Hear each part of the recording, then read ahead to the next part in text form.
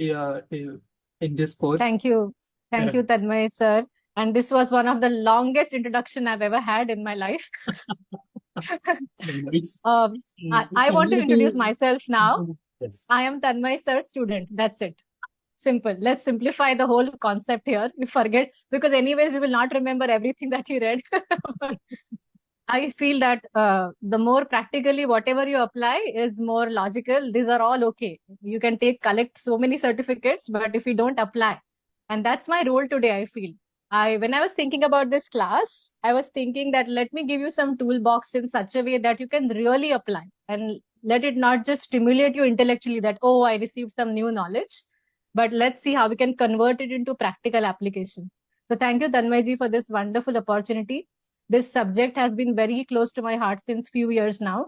As I started my journey into yoga practitioner to yoga teacher, I realized that how incomplete sometimes just sharing some like random poses or asanas or breath work or pranayam is if you don't understand the background of that person.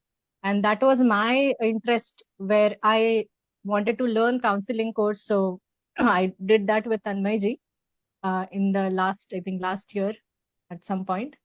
So yes, let's begin with today's topic given to me. I hope I'm able to do justice to what you all have been learning and add something to it today through whatever I've learned through my teachers. So we will talk in such a way that this is for all of you, not just for yoga teachers as such.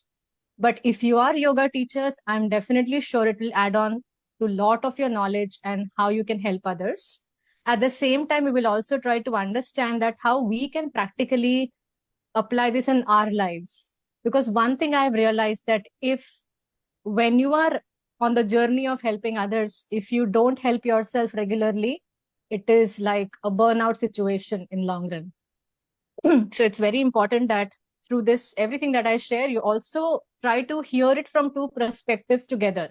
That, hey, this is missing in my life. Maybe even I can apply it to become a better helping hand to someone.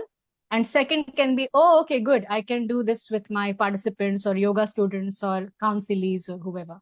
Right? So today's class, I will take you through first the basic definition of what is yogic counseling, something unique that we hear nowadays, yogic counseling, the benefits of it, the principles, the stages of it, and at the end, the most practical thing like which you can apply. What are the toolbox? What is the toolbox of yoga counseling? What you can be ready with? What is something that you can share? So this is how I will take you through the class today. And we'll touch base on some basic philosophical principle because otherwise the whole concept is incomplete.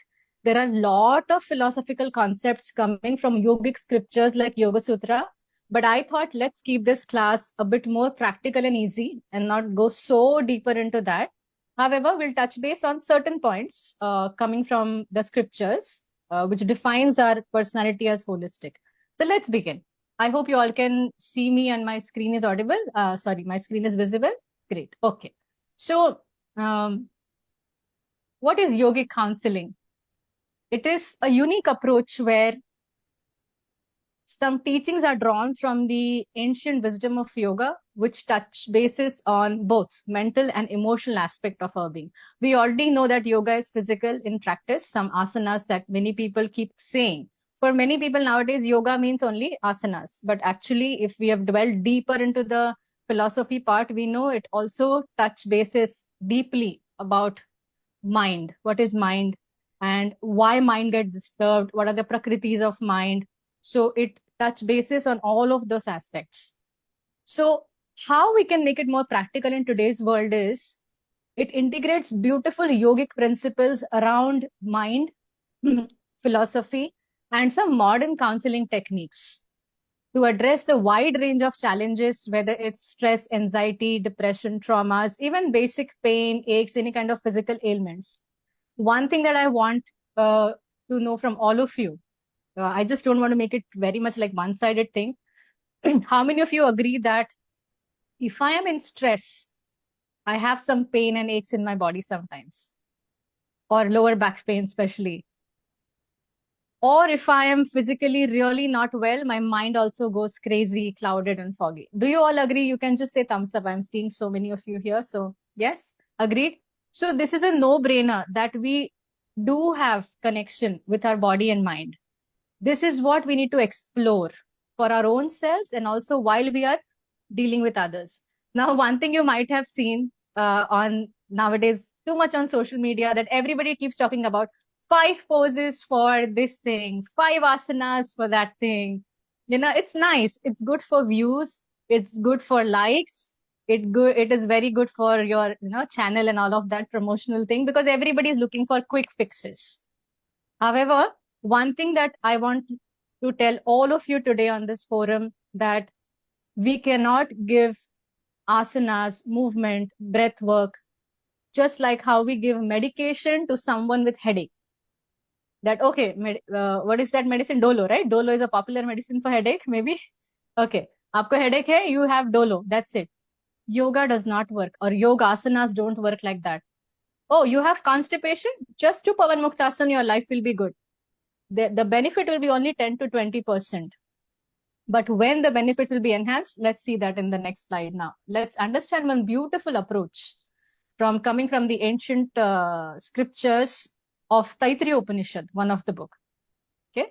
And this gives us the whole modality for healing and yoga therapy in most of the schools, right? So this concept is the concept of Panchakosh.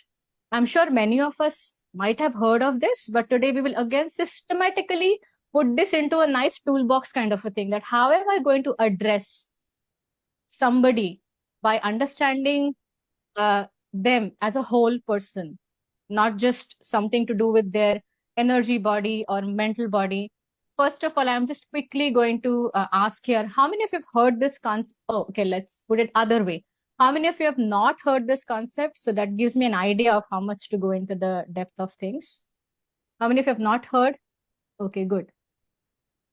Yes, many of you have heard this. So you've heard it, say thumbs up. Yes, good. Okay, let me present it in a yogic way now, changing the glass now. When we wear yoga lens, when we see anybody as a yoga teacher, therapist, or a counselor, this is the lens that we always wear. Simple. If you have this lens, your life will be super easy to understand that which kosha needs more nourishment. And then accordingly, some activities can be planned for them as well. Right? Now, just a quick kind of traveling through these koshas before we go further. Even though you might have heard, it is my duty to still take you through gradually through this. So I have this wonderful doll, and that's why I took half a minute more. I was searching this doll. Okay, you might have seen this doll, right? In Russian, famous Russian doll, but I'm very happy we have the Indian version of this also now. So this is the outermost layer. The Taittiriya Upanishad mentions that we are not this body, we have something more than that as well. Okay. And this is very practical way of even explaining someone who is not much of the believer of soul and all of those things. It's fine. We can still explain this concept in a very logical manner. So this is what I'm trying to do today with all of you. That I have this question also from many students, that some of my students who are in yoga, they only want practical. They don't want this philosophy part. You just give them some asanas, some breath work. They want to get better. Then I tell them that you also tackle with them practically. You don't bring any scripture in between, but still they have to address their deeper layers, right? So in that manner, let's understand this quickly. The first layer of our existence is our Annamaya Kosh, as you can see on the screen also, the physical body. Very easy to kind of see because I can see you right now, you can see me. So there is no brainer here. And obviously, because we have this, we have to take care of this. Simple. Done. Number one thing done. And people do take care of this through maybe healthy food habits or exercise and all of that. Now, what happens, or the missing link for many of us can be that we only keep addressing this layer. And then we don't understand that what's happening. Why am I not feeling better? Why my moods are not great? Why emotional instability is there? Why do I feel mental fogginess? So then comes another layer of our existence, which is subtle. The next one is, this is like a nice diagrammatic representation of how it is. It is not like this in the body. It's like subtle. But now, how many of you believe that we have something called as pranamaya kosh or energy body? Show me. Show me. We are logical people here, right? Can you show me? No. Right? Of course no. Yes, Prasanna ji, you want to share something? I can feel. That's it. Great. You can feel it. And there is no spirituality or any esoteric science in this. I can feel it. And how many times we end up telling each other, our friends, family, or whoever, I am so low, I am so tired, I have no energy today. So many times we actually keep expressing these things that I'm just feeling low for no reason, just like that. Maybe it's not just mental, but even, more energetically. आज खूप थकले मी काहीच energy नाही. We keep saying all this, but it's time to address it in a more deeper way. So this is our energy body.